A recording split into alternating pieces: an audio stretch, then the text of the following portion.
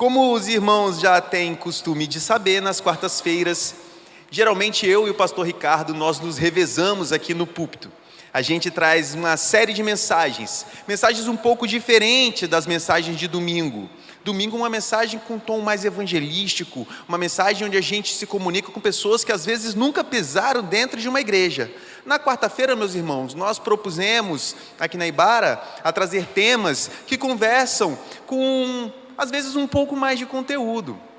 E a gente tem trazido livros e mais livros da Bíblia para que a gente possa estudar, meditar, aprender e caminhar um pouco mais. Longe de ser um EBD, isso aqui é uma pregação. E numa pregação é evidente que nós trazemos uma aplicação pessoal. Contudo, eu fico grato e feliz que aqui na Igreja Batista em Araçás nós temos a oportunidade de, numa quarta-feira, ter um culto de oração que também é um culto de ensino. E bendito seja Deus por isso. Bendito seja Deus porque a gente caminha como um discipulado. A gente caminha avançando no reino.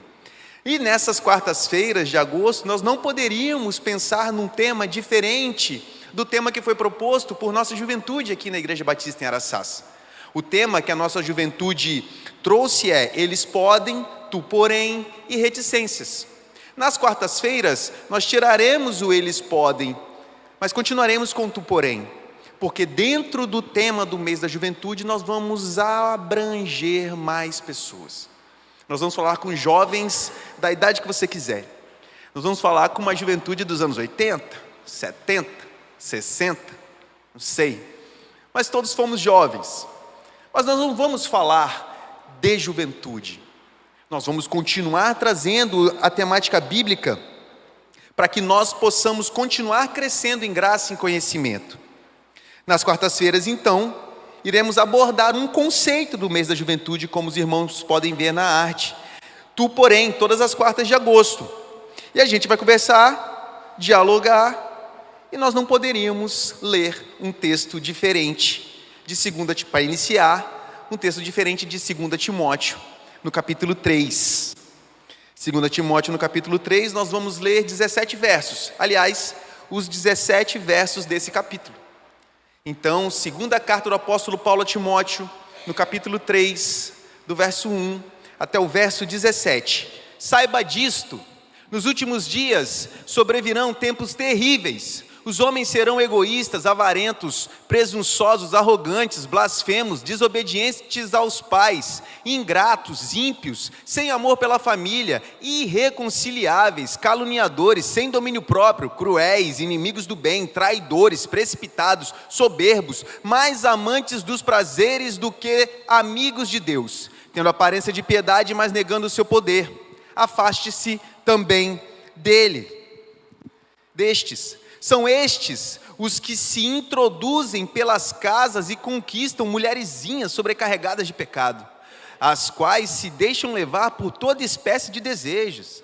Elas estão sempre aprendendo, mas não conseguem nunca chegar ao conhecimento da verdade. Como Janes e Jambres se opuseram a Moisés, esses também resistem à verdade. A mente deles é depravada, são reprovados na fé, não irão longe, porém, como no caso daqueles, a sua insensatez se tornará evidente a todos. Mas você tem seguido de perto o meu ensino, a minha conduta, o meu propósito, a minha fé, a minha paciência, o meu amor, a minha perseverança, as perseguições e os sofrimentos que enfrentei, coisas que me aconteceram em Antioquia, Icônio e Listra. Quanta perseguição suportei! Mas de todas essas coisas o Senhor me livrou. De fato, todos os que desejam viver piedosamente em Cristo Jesus serão perseguidos. Contudo, os perversos e impostores irão de mal a pior, enganando e sendo enganados. Quanto a você, porém, permaneça nas coisas que aprendeu e das quais tem convicção, pois você sabe de quem aprendeu, porque desde criança você conhece as sagradas letras que são capazes de torná-lo sábio para a salvação mediante a fé em Cristo Jesus.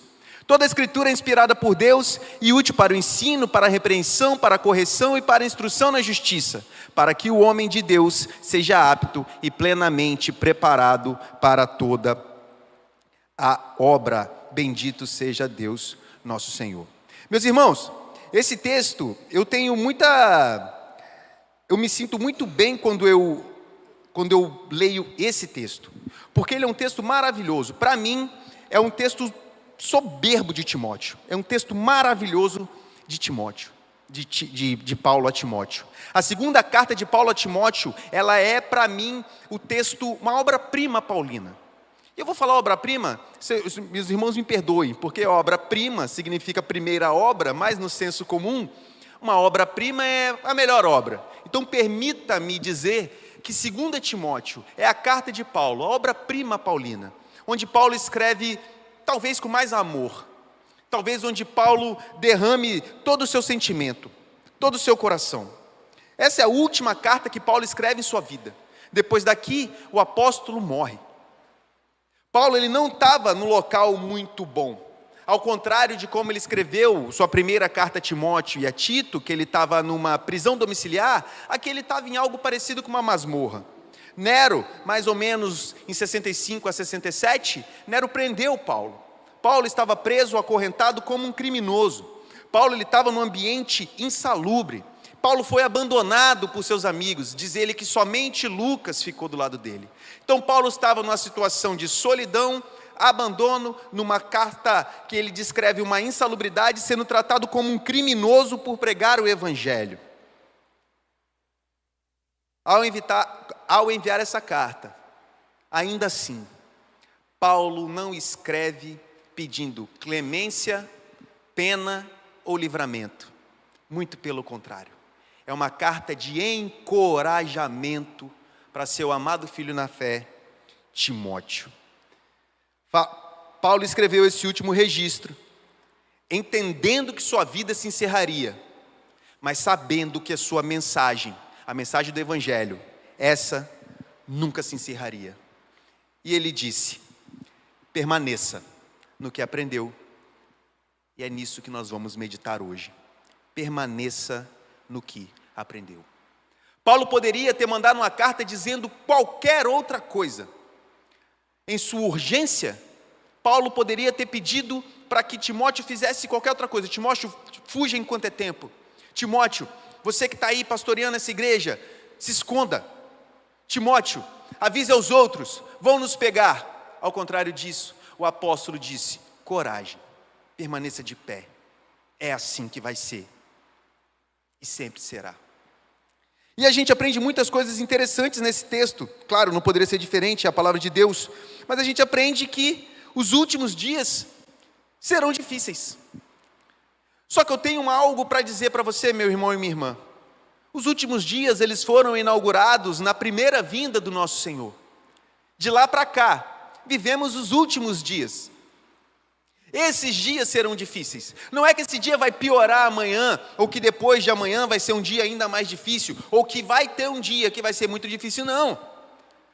Desde que Jesus veio ao mundo, nós temos uma mensagem que ninguém gosta. E são dias difíceis. Quando a gente fala nesses últimos dias, nós estamos falando de um tempo que em teologia nós chamamos de já ainda não. Já inaugurado, mas não cumprido em sua plenitude. O reino de Deus já está entre nós, mas o rei ainda não está reinando na Nova Jerusalém que desce do céu. O reino já está inaugurado, mas a sua plenitude ainda não pode ser contemplada. Os embaixadores desse rei estão na terra, e somos nós. A nossa declaração de que Jesus Cristo é o Senhor é uma declaração terrível, porque é uma declaração completamente oposta de tudo que se declara por aí afora. Dias difíceis são os dias da igreja. Enquanto a igreja estiver pregando, enquanto nós estivermos falando, enquanto a palavra de Deus for aberta para anunciar a verdade, tudo que é mentira vai se opor a nós. E quer saber? Há muita mentira espalhada no mundo. Se opondo à verdade do Evangelho, se opondo ao Deus vivo, se opondo a uma vida de santidade. Desde a vinda de Jesus, então, é assim que vivemos. Em oposição a este século, em oposição àquilo que se diz ser uma verdade deste mundo, vivemos um antagonismo, vivemos de maneira diferente. Paulo diz: Timóteo, os dias serão difíceis. E faz uma lista de coisas que acontecem em nossa vizinhança. Faz uma lista daquilo que nós vemos em todos os estádios de futebol, em todas as rodadas do Campeonato Brasileiro. No meio de semana e no final de semana, o que vemos são as torcidas exatamente como foram descritas pelo apóstolo Paulo. Não que eu não goste de futebol, aliás, sou Vasco da Gama. Ninguém sofre mais do que eu aqui nessa igreja.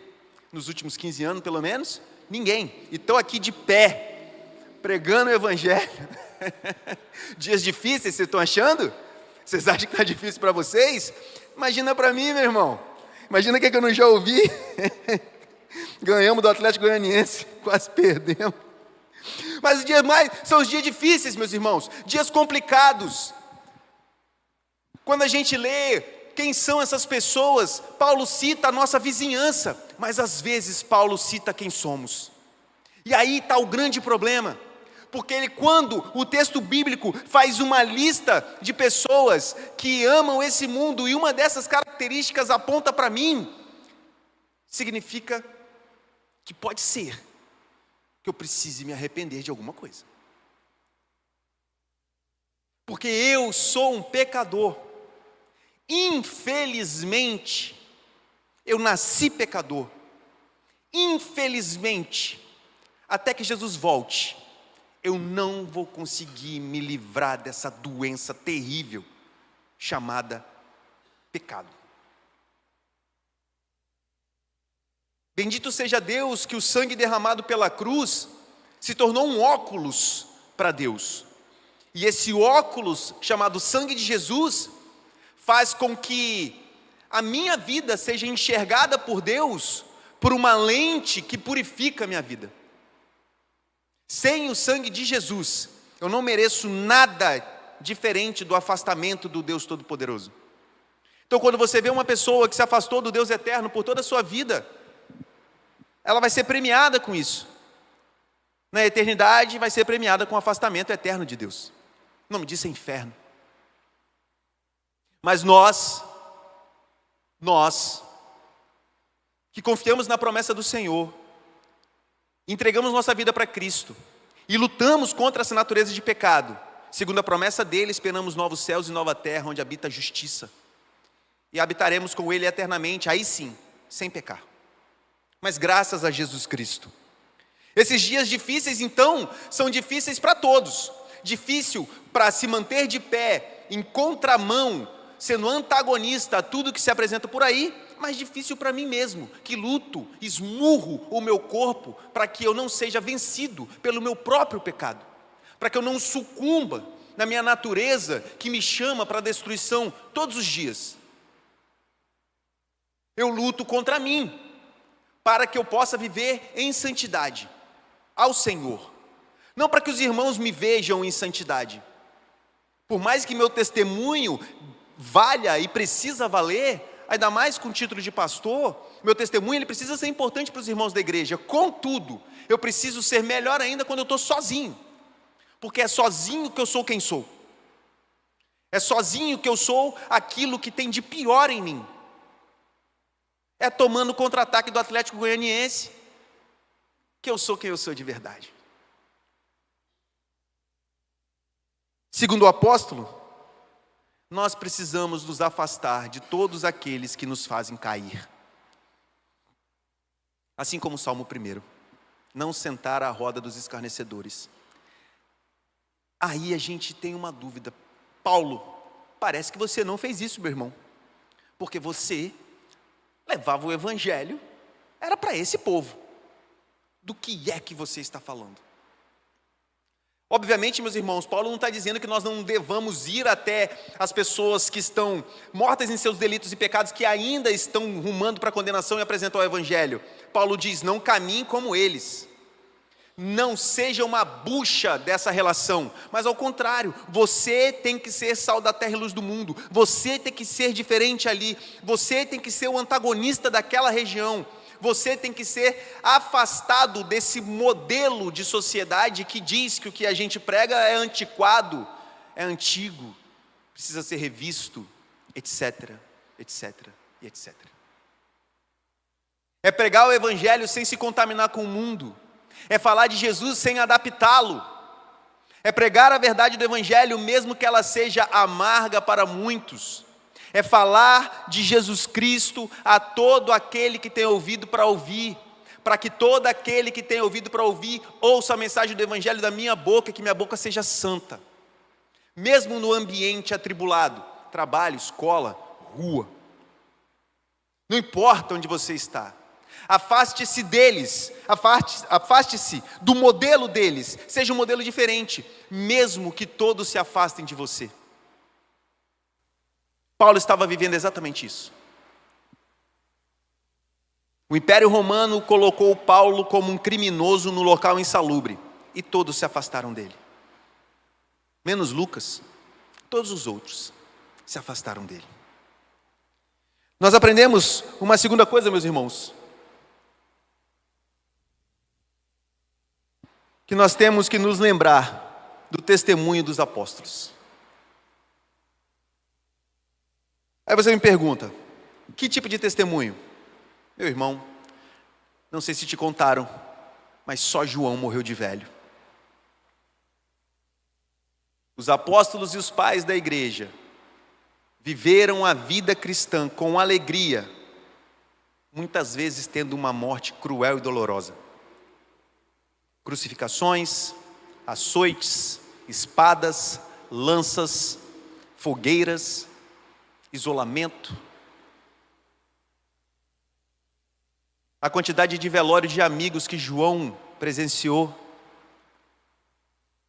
começou com Cristo. O segundo foi seu próprio irmão. Daí por diante, foi um festival de sangue presenciado por João, o que não morreu primeiro. O testemunho dos apóstolos é um testemunho muito importante. O ensino, conduta, propósito, fé, paciência, amor e perseverança, essas são as palavras que Paulo usou para descrever aqui. Se os irmãos voltarem no verso 10 e 11, os irmãos vão perceber que Paulo faz uma lista. Olha o que você aprendeu de mim, Timóteo. Afaste-se daquilo e ouça, veja isso, parece Gálatas quando Paulo fala dos frutos da carne e do fruto do Espírito. É uma situação parecida. Os frutos da carne são esses, mas o fruto do Espírito é esse. Paulo fala para Timóteo, Timóteo, olha só, os frutos deste mundo são esse, mas o fruto, o exemplo, a maneira de viver como cristão que eu te apresento é completamente diferente. E aponta para perseguição e sofrimento, porque é assim que Paulo termina a lista, falando de perseguição e sofrimento. Mas quando a gente pensa em perseguição, meus irmãos, a gente pensa só em bombas explodindo, como acontece na Nigéria, em sequestros, como acontece na Eritreia, como acontece na Tailândia, como acontece em algumas partes da Coreia do Norte, em assassinatos, como acontece no norte da África. Mas há também uma perseguição intelectual, como acontece na Europa, uma perseguição de uma teologia completamente rasa e completamente distorcida, como acontece na América Latina. Uma teologia que prega que deve haver a prosperidade, como na América do Norte. Ou uma teologia qualquer, como se prega em alguns cantos da Ásia, do norte da Ásia. A perseguição, meus irmãos, ela se dá de várias formas. Perseguir o Evangelho pode se dar de várias maneiras. Nem sempre é proibindo, às vezes manipulando, às vezes colocando no púlpito uma mensagem que não é uma mensagem cristã, uma mensagem de cunho político-social, ou uma mensagem de cunho econômico, ou uma mensagem de cunho sei lá o quê. A perseguição, às vezes, meus irmãos, pode ser um evangelho que parece que está de mão dada com seu ego e com a sua boa intenção. Fuja disso. A Bíblia está falando contigo, meu irmão, quando ela te confronta, mesmo no afago. A Bíblia fala com você quando você entende como que aplica-se um texto desse nos dias de hoje. A Bíblia fala contigo quando o Espírito Santo te ilumina e te traz a verdade do texto. Sem rodeios, sem atalhos. O testemunho dos apóstolos é muito importante porque é um testemunho de quem morreu por Cristo. Morreu defendendo a verdade do Evangelho. E ao contrário da religião de Mórmon, que seu fundador morreu portando um livro, os pais da igreja morreram por conta do livro e não segurando um livro. É bem diferente. É muito diferente. É diferente porque são pessoas que falaram: eu afirmo que eu vi Jesus ressuscitar. Você está mentindo. Eu afirmo que eu vi Jesus ressuscitar. Se você continuar falando isso, você vai morrer. Pois eu não tenho como falar outra coisa a não ser que eu vi Jesus ressuscitar.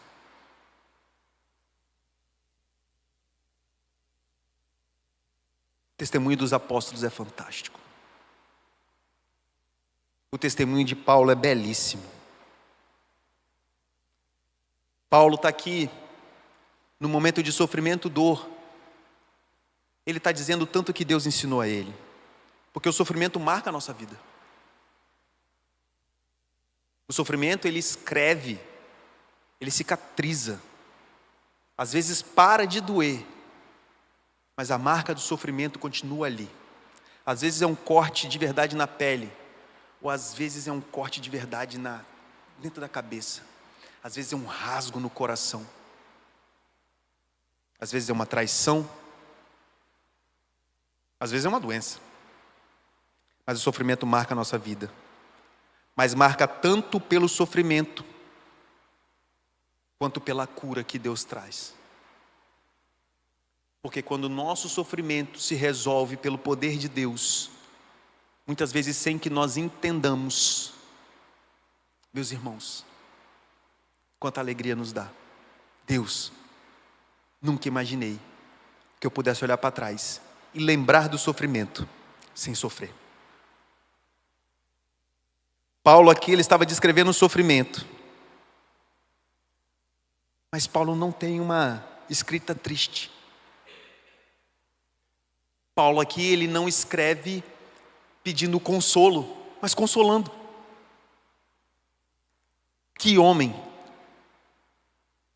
que cristão, que cristão. E ele continua. Ele diz que o cristão será perseguido. Como eu disse, talvez fisicamente, talvez não. Talvez vai ser uma perseguição intelectual. Deixa de ser bobo, não tem nada a ver. Ou, você acredita mesmo nisso? Ou, mais um ano que passou e Jesus nada, hein? Como na segunda carta do apóstolo Pedro, quando ele diz que virão tempos em que alguém vai falar, né? Está demorando, né? Meus irmãos, nós somos contrários à agenda que é posta nesse mundo. Eu estou aqui falando nem de esquerda nem de direita. Falando uma agenda. Porque tanto lá quanto cá não são dominadas pelo nosso Senhor, mas são dominadas pelo seu próprio ego e vontade de ser líder. Não estou falando disso não. Estou falando de uma agenda que varia com o vento e que hoje diz uma coisa, amanhã diz outra, mas geralmente diz algo que é contrário ao texto sagrado. Não se deixe enganar. Os tempos são difíceis. E o pior enganador é o que parece que não está te enganando. O pior enganador é aquele que parece estar te dando uma forcinha. O pior argumento que nos destrói é o que soa bem. Então, meu clamor, meus irmãos, é que estejam atentos. Estejam atentos. Porque nós somos perseguidos principalmente pela piedade cristã. Esse mundo não suporta o evangelho. Não suporta a nossa piedade. Aliás, quando a gente apresenta o evangelho para alguém, a primeira coisa que ela diz: mas por que eu vou para o inferno? Eu sou tão bom. Eu ajudo o outro, eu não mato passarinho. Soltei meus passarinhos tudo, a pessoa fala. Eu tenho um cachorro lá que eu cuido com tanto carinho. Ele senta, ele rola e eu pago o hotelzinho para ele quando eu vou viajar. Ó, como é que eu trato bem meu bichinho. Eu sou tão bom. Eu dei até uma esmola. Como é que Deus vai me condenar? Por que motivo Deus vai mandar para o inferno uma pessoa como eu? Aliás, se eu estivesse no lugar dele, ninguém iria. Igualzinho Satanás. Meus irmãos, a piedade cristã, nós não ajudamos ninguém porque isso vai fazer com que a gente se salve. Contrário, a gente é salvo, por isso nós ajudamos alguém. Nós não usamos a miséria dos outros como palanque de nossa generosidade, nem tiramos fotos com todas as cestas básicas que distribuímos para colocar no Instagram. O que a nossa mão esquerda faz, a direita não vê. A piedade cristã é secreta, não é propaganda. A piedade cristã ela é muito diferente, porque ela não é para fazer a igreja crescer, mas é porque Deus mandou. E a gente faz, porque somos obedientes. E bendito seja Deus, que em sua infinita misericórdia compartilha conosco parte dessa misericórdia. A gente olha para a pessoa que está passando algum tipo de necessidade e sofrimento e ajudamos, sem falar que ajudamos. Ó, que maravilha, que bênção. Bendito seja Deus, porque o cristão será perseguido, às vezes será chamado de bobo. Sua igreja já está cheia, se você fizesse propaganda. Não é o nosso objetivo, uma igreja cheia por conta de propaganda. Nosso objetivo é que essa igreja fique cheia dos atraídos pelo Espírito Santo, assim como em Atos. Deus acrescentar aquele que crê. E os bancos estão aqui disponíveis. Se tiver cheio, eu levanto e dou no meu lugar.